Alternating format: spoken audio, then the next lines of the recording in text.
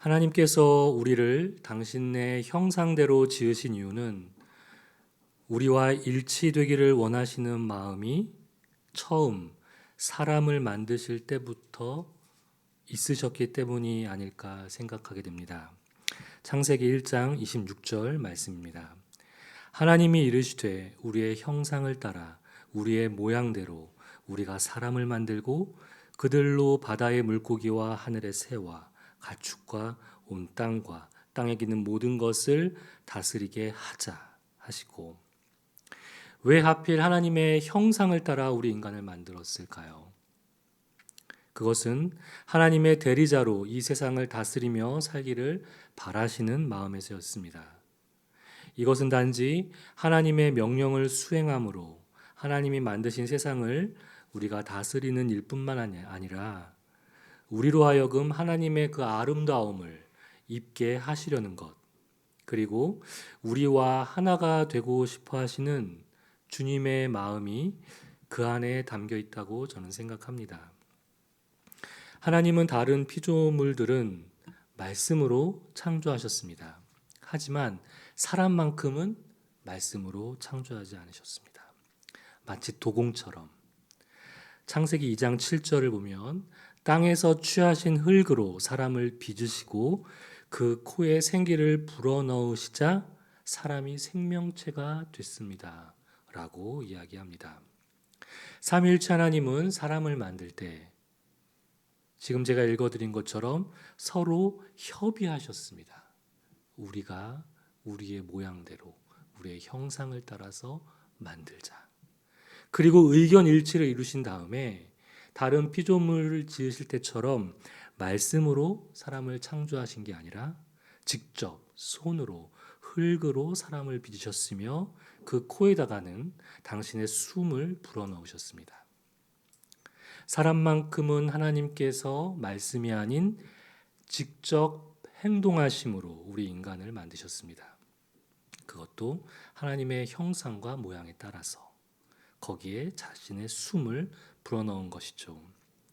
그래서 사실 우리를 향한 일치의 마음, 그 길을 먼저 열어놓으신 분은 하나님이십니다.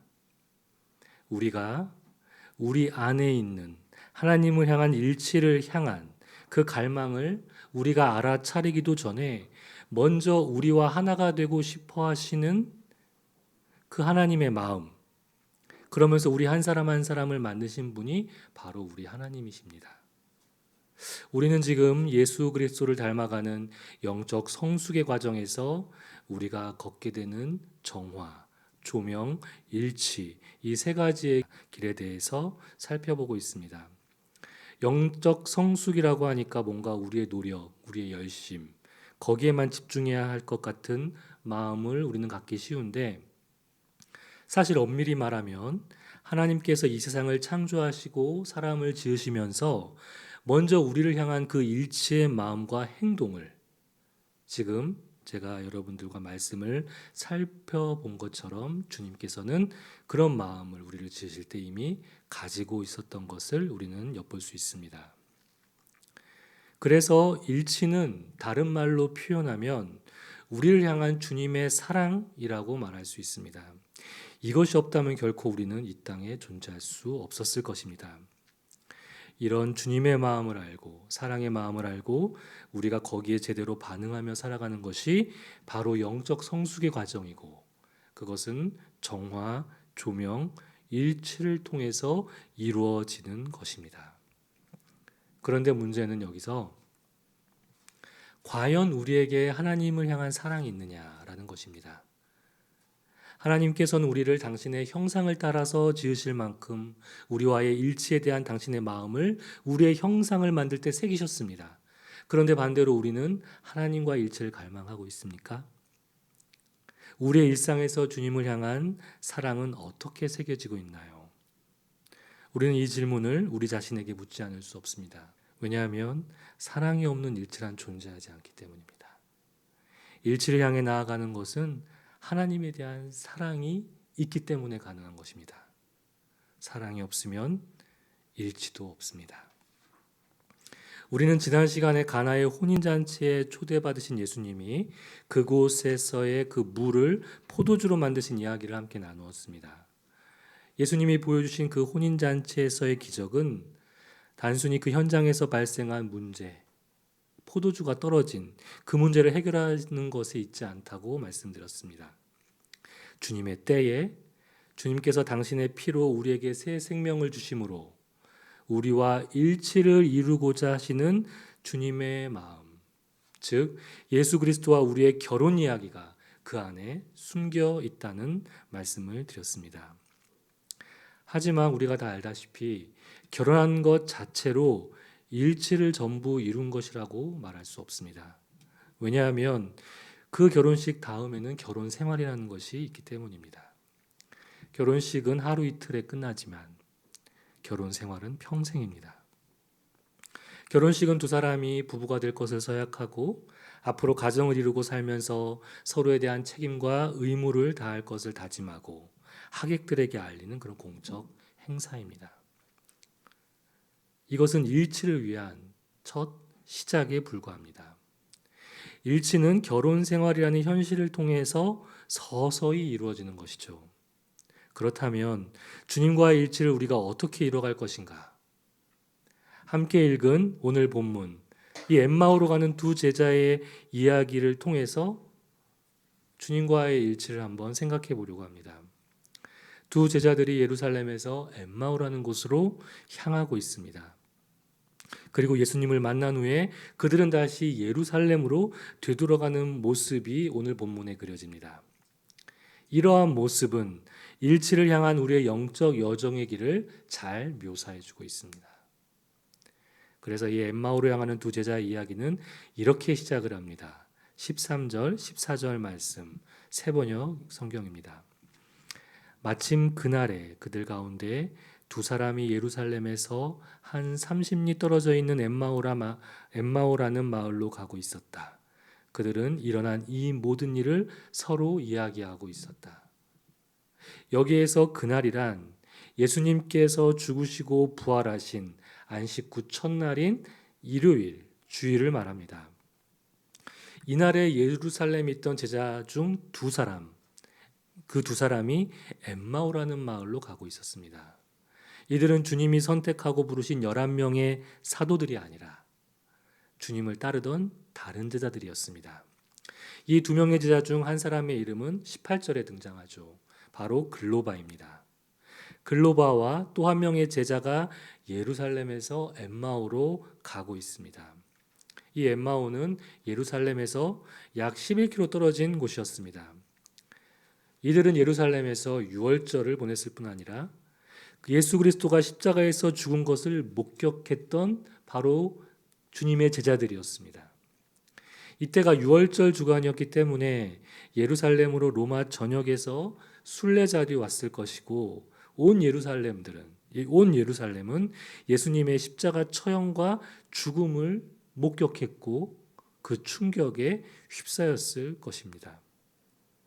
그래서 이들이 예루살렘을 떠나 엠마오로 향하면서 서로 나누는 대화가 14절에 보면은 이 모든 일이라고 표현이 됐는데 이 모든 일이란 불과 사흘 전에 예루살렘에서 있었던 예수님을 둘러싸고 벌어진 일, 보다 정확히 말하면 20에서 24절의 내용을 여기에서 보여주고 있습니다.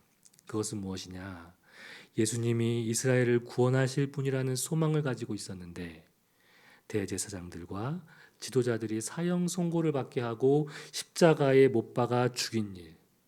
그런데 놀랍게도 예수님을 따르던 몇몇 여자들이 새벽에 예수님의 시신이 사라진 빈 무덤에서 천사들의 환상을 보고 또 천사들이 주님이 살아나셨다라고 한 일 등 이들은 다른 제자들이 무덤에서 예수님의 시신이 사라진 것들을 확인한 이런 에피소드를 서로 이야기하면서 엠마오로 향하고 있었습니다.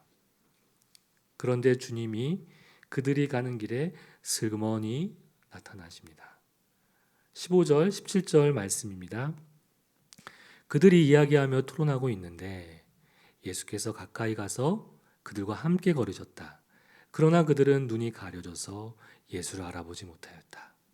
예수께서 그들에게 물으셨다. 당신들이 걸으면서 서로 주고받는 이 말들은 무슨 이야기입니까? 그들은 침통한 표정을 지으며 걸음을 멈추었다. 예수님은 슬픔 속에 빠진 두 제자들에게 나타나 말을 건네십니다. 주님의 질문에 그들은 잠시 걸음을 멈추고 예수님께 도리어 묻습니다. 며칠 동안 예루살렘에서 일어난 일을 혼자만 모른단 말입니까? 이 말은 당시 예수님의 죽음은 모르는 사람이 없을 만큼 아주 큰 사건이었다라는 것을 우리에게 말해주죠. 그런데 제자라고 하는 이 두 사람, 다른 누구도 아닌 제자인 이 두 사람은 함께 말하고 있는 사람이 예수님이란 것을 못 알아보고 있습니다. 누가는 이들을 가리켜서 눈이 가려졌다라고 이야기하고 있습니다. 주님께서는 19절에 다시 이들에게 이렇게 얘기합니다. 무슨 일입니까? 하고 묻습니다. 그제야 이 두 사람은 상세히 주님에게 있었던 일을 알려줍니다.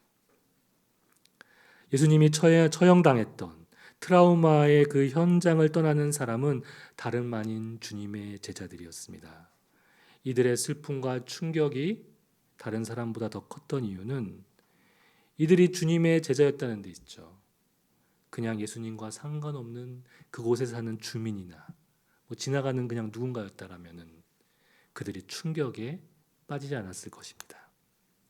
이들은 예수님을 주로 영접하고 모든 것을 뒤로하고 주님을 따르던 제자였다는 점에서 이들의 슬픔과 영적 실망은 우리의 영적 여정에서도 겪게 되는 비슷한 일이라는 것을 우리는 알게 됩니다. 21절에서 우리는 이 사람이 이스라엘을 속량할 자라고 바랐노라.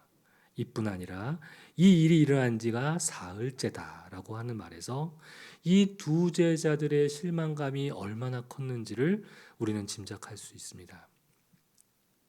우리 역시 영적 성숙의 길을 걸어가는 주님을 따르는 제자라고 할 수 있습니다.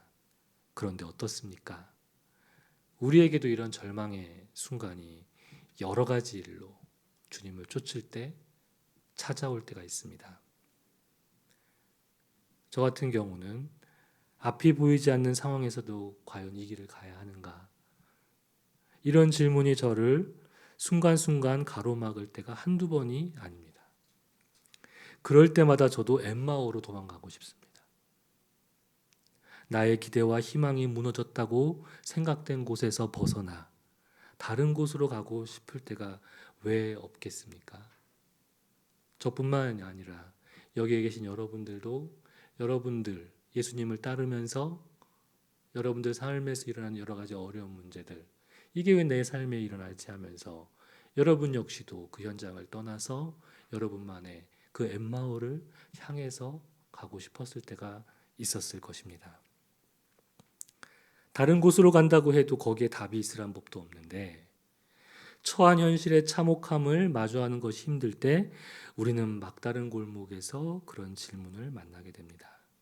이런 질문은 잠시 우리를 주춤거리게 하고 마치 우리의 눈이 무언가에 가려져 있는 것처럼 하나님의 현존으로부터 우리 자신이 거부당하는 것처럼 그 현장에는 주님이 마치 없는 것처럼 생각될 때가 우리에게 있습니다.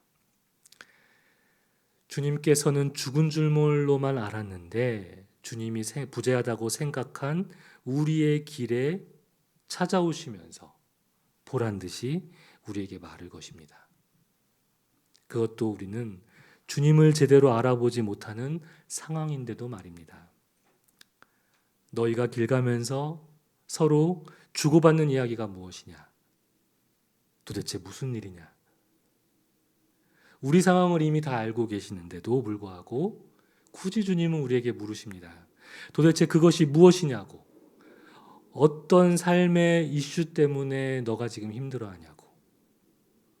엠마오로 가는 제자들에게 주님은 왜 이렇게 물으시는 것일까요? 주님은 이들의 상황을 다 알고 계십니다. 함께 그 일에 관해 의논하고 이야기하기를 원하시는 것 같다라는 생각이 저는 하게 됩니다. 주님과 대화를 나눔으로써 주님이 이미 그들에게 말했던 사실, 오늘 본문에서는 그리스도가 이런 고난을 받고 자기의 영광에 들어가야 할 것을 다시 그들에게 상기히 시켜주면서 그들의 슬픔, 절망, 충격 너머에 주님께서 이미 제자들에게 하신 그 약속의 말씀이 엄연히 존재하고 그것이 실현되고 있다라는 것을 그들에게 알게 하시기 위함이 주님의 말에는 그 의도가 포함되어 있습니다. 우리가 뒤에 가서 확인할 테지만 이런 주님과의 대화는 우리를 주님의 현존으로 결국에는 인도하게 됩니다. 저는 이런 주님의 질문은 우리를 기도의 자리로 초대하고 있는 거라고 생각합니다. 사실 오늘 본문 우리가 되게 길게 교독을 했습니다. 오늘 본문에서 엠마오로 향하는 두 제자들과의 주님과의 대화는 저는 기도라고 생각합니다. 우리가 기도를 정의할 때 주님과의 대화죠. 호흡이죠 라고 하지만 그렇다면은 이 대화가 기도가 아니고 무엇이겠습니까? 먼저 이들은 자신이 겪은 일을 주님에게 이야기했습니다. 그래서 그 일로 인해서 자신들의 마음이 얼마나 지금 비통한지, 주님에 대한 기대가 완전히 무너진 것을 모두 주님에게 이야기했습니다. 이들은 다른 제자들이 주님의 부활하심을 빈 무덤을 보고 경험한 것을 들어서는 그들은 알고 있었습니다. 또 시체가 없는 그 빈 무덤에 천사들이 나타나서 그가 살아나셨다라고 하는 천사의 이야기를 들은 것까지도 간접적으로 알고 있었습니다. 그런데도 다른 제자들과 여인들이 겪은 이와 같은 이야기들은 엠마오로 향하는 이들의 발걸음을 붙잡지는 못했습니다. 마치 그런 것이죠. 우리가 교회에 같이 있는데 예수님의 살아나심을 누군가가 봤어요. 나한테 알려줬어요. 그럼 여기에 계속 머물러 있어야 하는데도 저는 그것을 믿지 못하고 저만의 엠마오로 가는 거죠.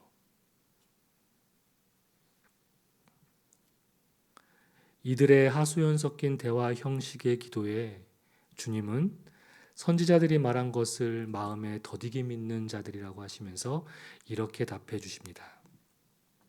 27절 말씀입니다.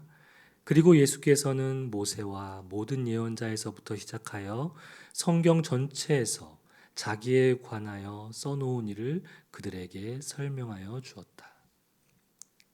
주님은 그들이 잘못 알고 있는 것에 관해서, 즉 성경 전체가 예수님에 대해서 써놓은 일을 그들에게 설명하고 그들을 깨닫게 해주셨습니다. 주님은 침울한 두 제자의 마음을 경청해 주셨습니다. 그리고 주님의 처형이 그들에게 가져다준 충격뿐만이 아니라 주님에 대한 두 제자들의 몰 이해가 예루살렘을 떠나서 엠마오로 향하게 했던 것을 깨닫게 해 주었습니다. 여기서 우리는 한 가지 알게 되는 것이 있습니다. 하나님을 향한 일치의 여정에서 주님과의 대화와 경청이 매우 중요하다는 것을 말입니다. 즉, 기도와 하나님 말씀에 대한 경청은 주님과의 일치의 여정에서 필수적인 것입니다. 누군가는 우리에게 얘기합니다. 어떻게 하는 것이 주님과 동행하는 것입니까? 저는 이렇게 대답할 수 있겠습니다. 바로 주님과 대화하는 기도요. 그리고 주님의 말씀을 경청하는 것이 우리가 일치의 길에서 주님과 동행하는 방법입니다. 두 제자와 주님과의 대화는 날이 저물어서 엠마오에 가까이 이르러서까지 계속되었습니다. 이제 주님과 두 제자들 간의 기도는 그 다음 이들을 어떤 관계의 모습을 형성하게 만들까요? 28절, 29절 말씀입니다. 그 두 길소는 자기들이 가려고 하는 마을에 가까이 이르렀다. 그런데 예수께서는 더 멀리 가는 척 하셨다. 그러자 그들은 예수를 만류하여 말하였다. 저녁 때가 되고 날이 이미 저물었으니 우리 집에 묵으십시오. 예수께서 그들의 집에 묵으려고 들어가셨다. 저는 지금 이 말씀을 묵상하면서 부활하신 주님과 두 제자들 간의 익살스러운 친밀감이 이 부분에서 느껴집니다. 자, 보십시오. 28절을 보면은 두 명의 제자가 자기들이 가려고 했던 마을에 가까이 이르렀습니다. 그런데 오늘 본문은 어떻습니까? 주님은 어디까지 가시는지가 나와 있지 않습니다. 그들과의 대화에서도 주님은 자신은 어디까지 가는지도 언급이 되어 있지 않습니다. 그런데 이 부분이 참 익살스럽게 다가왔습니다. 두 제자는 자신의 목적지에 도착했을 즈음에 누가는 주님의 모습을 이렇게 묘사합니다.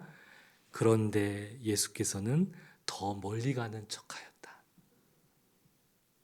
주님은 거기에서 그들과 함께 인사를 나누고 헤어졌을 수도 있습니다. 왜냐하면 설명할 걸 다 설명했죠. 그들의 마음을 경청했죠. 아니면 처음에 그들의 길에 동행했던 것처럼 아주 능청스럽게 그럼 날도 저물었으니 나도 여기서 좀 머물러야겠구나 라고 하면서 처음 그들과 합류했을 때처럼 그렇게 행동하셨을 수 있으셨는데 마치 주님은 어떻게 행동했습니까? 자신은 가야 할 길이 더 남은 것이냐. 두 제자들이 보기에 지금 이 마을이 아니라 그 다음 마을 정도까지 더 가려는 듯한 태도를 취하신 것입니다. 이런 주님의 행동, 성도님들이 보시기에 어떤 모습으로 다가오는지요?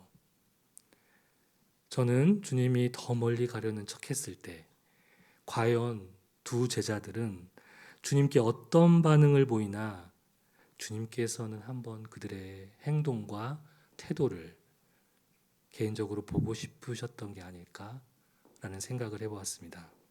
왜 주님은 그들의 반응이 궁금했을까? 저는 개인적으로 이 부분을 참 많이 묵상했습니다. 주님과 이들 사이에 형성된 내적 친밀감이 확 느껴졌습니다. 11km라는 거리를 같이 걸어오면서 이들과 나누었던 대화들. 그 시간 동안 주님과 이 두 제자들 사이에서는 내적 친밀감이 형성되었고 주님은 아주 익살스럽게 이들이 어떻게 하나 보려고 자기는 여기로 가지 않고 더 멀리 가려는 척을 한 것이었습니다. 저는 주님의 이러한 행동이 그들과 함께 더 시간을 보내고 싶으셨던 게 아닐까 주님이 혹시 그런 생각을 해봤습니다. 서두에서 말씀드렸듯이 하나님과의 일치는 영적 성숙을 이뤄가는 여정 가운데 우리의 열심과 우리의 노력을 강조하는 것처럼 보입니다. 하지만 제가 말씀드렸습니다. 처음 우리 인간을 만드실 때 우리를 당신의 형상과 모양을 따라 당신의 숨을 우리에게 불어넣으신 것은 우리를 향한 사랑의 마음, 그 일치의 마음을 먼저 우리에게 보여주신 것이라고 저는 말씀드렸습니다. 여기에서 우리가 발견하는 주님의 모습, 영락없이 우리와 하나가 되고 싶어 하시는 그 일치를 원하시는 주님의 익살스러운 친밀감이 저는 여기서 느껴집니다. 더 멀리 가시는 척 하시면서 우리의 마음을 사고 싶어 하시는 주님. 그럴 필요도 없으신데 마치 밀당의 규제처럼 보입니다. 다행히 두 제자는 그런 스탠스를 취하는 주님을 만류하죠. 저는 성경에는 기록되어 있지 않지만 주님은 그들의 행동에 내심 시익하고 웃었을 것 같습니다. 그들은 주님을 자신의 집에 머물도록 청했습니다. 그러자 주님께서도 그들의 집에 묵으려고 들어가셨습니다. 이렇게 해서 그들이 주님을 초대하고 주님이 그 초대에 응하시는 아름다운 그림이 완성된 것을 우리는 지금 확인하고 있습니다. 지금 주님과 함께 그들은 집에 머물게 되었습니다. 30절, 31절 말씀입니다. 그리고 그들과 함께 음식을 잡수시려고 앉으셨을 때에 예수께서 빵을 들어서 축복하시고 떼어서 그들에게 주셨다. 이제서야 그들의 눈이 열려서 예수를 알아보았다. 그러나 한순간에 예수께서는 그들에게서 사라지셨다. 이제 그들과 함께 그들의 집에서 식사를 함께 하십니다. 그런데 잘 보십시오. 지금 초대한 사람은 두 제자들인데 누가 주인처럼 행동하고 있습니까? 바로 주인처럼 행동하시는 분은 주님이십니다. 주님께서 빵을 들어서 축복하시고 손님인데 도리어 그들에게 빵을 떼어서 나눠주고 계십니다. 주님이 죽음을 앞두고 제자들에게 자신의 피와 살을 먹으라고 하시면서 빵을 떼고 포도주를 주시던 주님의 모습이 여기에서 다시 재현되고 있는 것이죠. 이들이 집에 들어오기 전 11km에 달하는 그 길 위에서 주님과 나눈 그들의 대화, 그것은 기도였다고 제가 말씀드렸습니다. 지금 그 기도의 자리는 이들을 그 다음 어떤 자리로 인도하고 있는 것입니까? 바로 주님을 한 자리에서 바라보며 사랑 어린 눈빛으로 꾸밈 없는 지향을 가지고 주님 그 자체를 먹고 마시며 함께 머물고 있는 관상의 자리로 인도한 것이었습니다.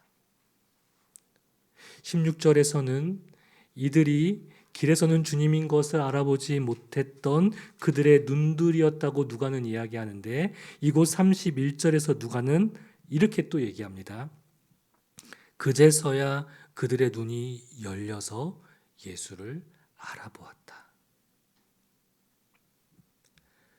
참혹했던 두 제자들의 현실, 그 길 안으로 들어오셔서 그들과 동행하신 예수님. 그들의 슬픔이 예수님에 대한 잘못된 생각에서 비롯된 것임을 대화를 통해 기도를 통해 알려주시고 깨닫게 하신 주님. 그리고 그 기도의 시간들은 주님과의 익살스러운 친밀감을 나눌 수 있을 만큼 그들과 주님 사이의 내적 친밀감을 형성시켜 주었고 비로소 주님 앞에 머물게 된 바로 그 두 사람. 그 관상의 자리에서 그들은 주님의 현존에 눈이 떠지는 경험을 하게 됩니다. 비록 주님은 이들 마음에 따뜻한 온기를 남겨둔 채 바로 그들 눈앞에서 사라지지만 두 제자가 향하는 삶의 자리가 그 다음에는 어디인지를 성경은 우리에게 똑똑히 보여주고 있습니다. 33절, 34절 말씀입니다. 그들이 곧바로 일어나 예루살렘에 돌아와서 보니 11제자와 또 그들과 함께 있던 사람들이 모여 있었고 모두들 주님께서 확실히 살아나시고 시몬에게 나타나셨다 하고 말하고 있었다. 그래서 그 두 사람도 길에서 겪은 일과 빵을 떼실 때에 비로소 그를 알아보게 된 일을 이야기하였다. 주님과 함께 있다가 주님을 알아보고 주님이 사라지셨고 그들은 다시 바로 어디로 갔습니까? 거기서 이제 쉴만도 할 텐데 성경은 곧바로 일어났다라고 얘기하고 있습니다. 예루살렘에서 엠마오로 왔습니다. 밤이 되었는데 주님을 보고 그들은 그 밤중에 다시 예루살렘으로 간 것이었습니다. 들어도 믿지 않았던 예수님의 부활 이야기, 같은 제자들의 천사들이 해준 그 이야기들, 그들의 이야기는 이들을 엠마오로 향하는 것을 막지 못했습니다. 하지만 그들은 예수님의 현존을 경험하고 그들의 방향은 다시 예루살렘으로 향하게 되었습니다. 사랑하는 성도 여러분, 우리 인생의 참혹한 현실을 우리는 마주하게 될 때면 주님은 그곳에서 보이지 않습니다. 주님과의 일치가 이게 다 무엇입니까? 제가 하는 소리가 다 헛소리처럼 들리고 사랑하는 마음도 없는데 무슨 주님과의 일치라니요. 라면서 우리는 절망하기도 합니다. 그런데 그런 삶의 오솔길의 주님은 우리와 동행하시면서 우리에게 말을 거십니다. 도대체 너의 문제가 뭐냐? 지금 너의 삶에 일어나는 삶의 이슈는 무엇이냐? 내가 다 아는데 나랑 좀 이야기하자. 라고 하시면서 우리와 대화하길 원하십니다. 그리고 그 기도는 우리를 주님을 눈으로 직접 확인할 수 있는 그 현존의 자리까지 우리를 인도해 갑니다. 그것이 끝이 아닙니다. 우리의 삶의 방향을 엠마오에서 끝나게 하지 않고 처형의 장소, 참혹함을 목도했던 곳, 주님의 걸었던 그 기대가 다 무너졌던 곳, 그곳으로 다시 돌아가게 합니다. 하나님과의 일치의 여정이 예루살렘에서 엠마오, 다시 엠마오에서 예루살렘으로 향하게 되는 그런 주님과의 동행이 우리의 삶에 있어서 하나님의 일치를 향한 여정이 저는 꼭 그와 같다라는 생각을 하게 됩니다. 사랑하는 성도 여러분, 지금 우리의 삶에 하나님이 어떻게 말을 걸어오고 계십니까? 우리는 그렇게 들으셔야 합니다. 그리고 그것을 주님께 이야기해야 합니다. 주님이 어떻게 나에게 얘기하시는지. 주님은 또 우리에게 익살스러운 스탠스를 취하실 수도 있습니다. 왜냐하면 우리와 더 함께 얘기하고 싶어서, 우리와 함께 머무르고 싶어서, 함께 살고 싶어서, 일치를 이루고 싶어서, 우리를 만드신 게, 당신의 형상으로 지으신 게 우리와 일치를 그렇게 원하시기 때문에 그냥 본인이 가야 할 길을 가야 함에도 불구하고 더 갈 것처럼 하시면서 우리가 어떻게 하시는지 보면서 우리의 마음을 사고 싶어 하시는 그 주님, 그분이 우리 주님이십니다. 우리 삶의 어려운 문제 가운데에서 주님은 그렇게 우리와 함께 하시기 원하시며 나와 함께 이야기하자. 나에게 이야기하다오. 내가 그 절망의 순간에 다시 소망으로 바꿔주겠다. 우리 모두가 주님의 그 초대에 민감하게 반응하고 주님, 제가 여기 있습니다. 저의 이야기를 들어주세요. 라고 반응하는 그것이 주님을 향한 일치의 첫걸음이라고 저는 생각합니다. 오늘 말씀을 통해 나의 영적 가슴과 가정과 교회에 다가온 하나님의 마음에 머물러 침묵으로 주님과 대화를 나누겠습니다.